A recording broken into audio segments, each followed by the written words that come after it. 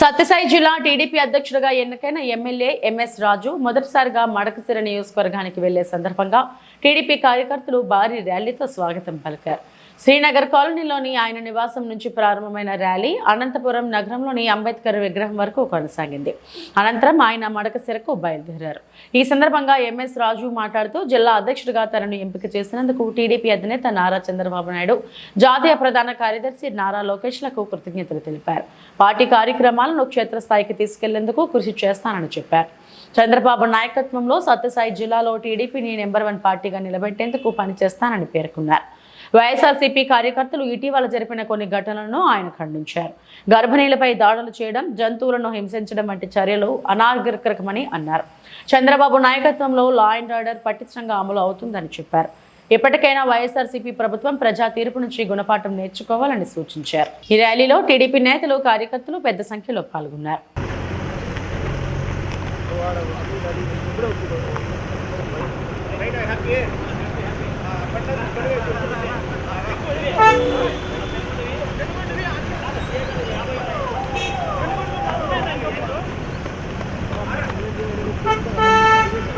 అయిపోతే ఒక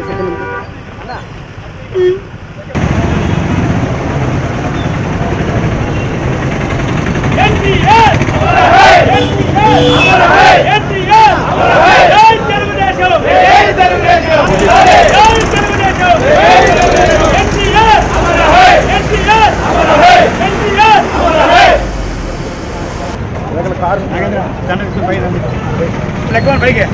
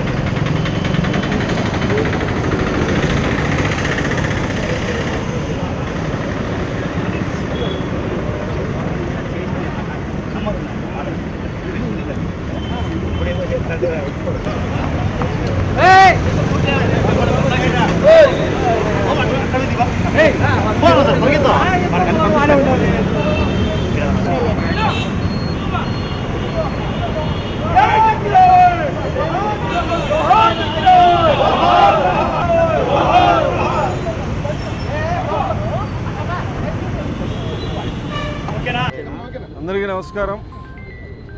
తెలుగుదేశం పార్టీ జాతీయ అధ్యక్షులు మాన్యశ్రీ గౌరవ ముఖ్యమంత్రి నారా చంద్రబాబు నాయుడు గారు, మా యువనేత జాతీయ పార్టీ ప్రధాన కార్యదర్శి మంత్రి నారా లోకేష్ అన్న గారు, తెలుగుదేశం పార్టీ రాష్ట్ర అధ్యక్షులు పల్లా శ్రీనివాస్ గారు సత్యసాయి జిల్లా తెలుగుదేశం పార్టీ అధ్యక్షులుగా నియమించినందుకు కృతజ్ఞతలు తెలియజేస్తూ, నా మీద నమ్మకంతో బాధ్యతలు ఇచ్చినటువంటి చంద్రబాబు నాయుడు గారి నమ్మకాన్ని వమ్ము చేయకుండా ఖచ్చితంగా సత్యసాయి జిల్లాలో ఉన్నటువంటి శాసనసభ్యులు, నాయకులు, కార్యకర్తలు అందరినీ సమన్వయంతో పార్టీ బలోపేతానికి కృషి చేసే విధంగా పనిచేస్తానని, అందులో భాగంగా ఈరోజు మొదటిసారి నా నియోజకవర్గానికి వెళ్తున్న సందర్భంలో తెలుగుదేశం పార్టీ నాయకులు, కార్యకర్తలు భారీ ర్యాలీని ఏర్పాటు చేయడం జరిగింది.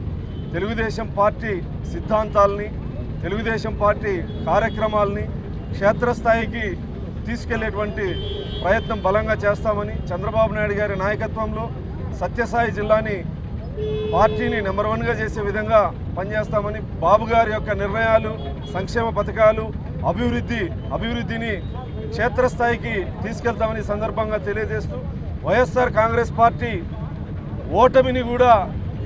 ఓటమిలో కూడా గుణపాఠం నేర్చుకోకుండా నిన్నటి రోజు జగన్మోహన్ రెడ్డి గారి బర్త్డే సందర్భంగా ఒక నిండు గర్భిణిని కాలితో తన్నడం, అదేవిధంగా పొట్టేలని లైవ్లో నరికి జగన్మోహన్ రెడ్డి చిత్రపటాలకి రక్తం చల్లడం, ఇలాంటి అనాగరిక చర్యలు, దుర్మార్గమైనటువంటి చర్యలు, వీటిని ఏ రాజకీయ పార్టీ చేసినా గౌరవ ముఖ్యమంత్రి గారి చంద్రబాబు నాయుడు గారి ఆధ్వర్యంలో చట్టం కఠినంగా పనిచేస్తుంది.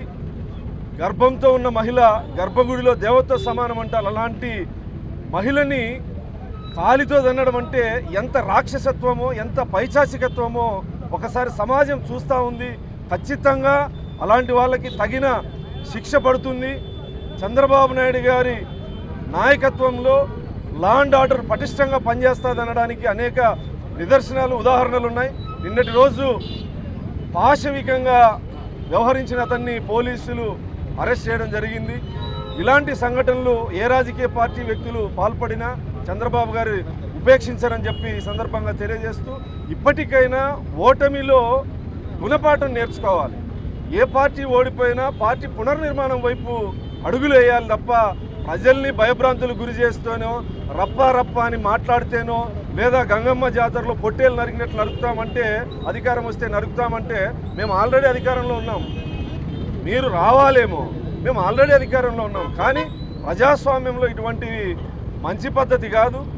ప్రజల్ని ప్రభుత్వ వ్యతిరేక విధానాలు ఏదైనా ఉంటే మీరు ప్రజల్లోకి తీసుకెళ్లే ప్రయత్నం చేయాలి. కానీ ప్రజల్ని భయభ్రాంతులు గురి చేసే విధంగా మీరు వ్యవహరిస్తే ప్రజలు మీకన్నా మాకన్నా అందరికన్నా తెలివైన వాళ్ళు. ఖచ్చితంగా ఇంతకంటే గుణపాఠాన్ని వైఎస్ఆర్ కాంగ్రెస్ పార్టీ పద్ధతి మార్చుకోకపోతే ఖచ్చితంగా ఇంకా పార్టీ దిగజారిపోతుంది అని చెప్పి సందర్భంగా తెలియజేస్తూ ఇలాంటి సంఘటనలు ఉపేక్షించదు తెలుగుదేశం ప్రభుత్వం అని సందర్భంగా తెలియజేస్తాం.